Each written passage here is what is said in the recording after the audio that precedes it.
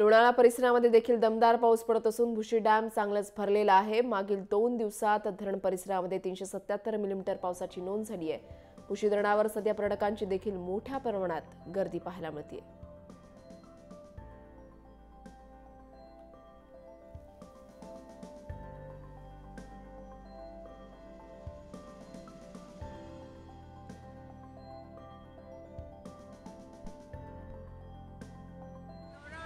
आम्ही फिरण्यासाठी आलेलो आहोत।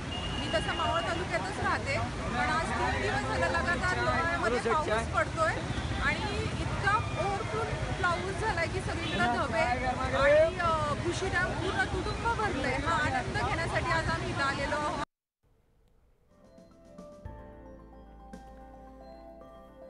भुशी धरण भरलेलं आहे या ठिकाणी आणि पर्यटकांची दरवर्षीच मोठी गर्दी या ठिकाणी पाहायला मिळत असते। गेल्या 3-4 दिवसांपासून सातत्याने मुसळधार पाऊस पडतोय, त्यामुळे या ठिकाणी पाण्याचा आनंद लुटण्यासाठी शेकडोच्या संख्येने या ठिकाणी पर्यटक जे आहेत ते आलेले आहेत आणि अशा पद्धतीनं पावसाचा या पाण्याचा आनंद लुटताना पाहायला मिळत आहे।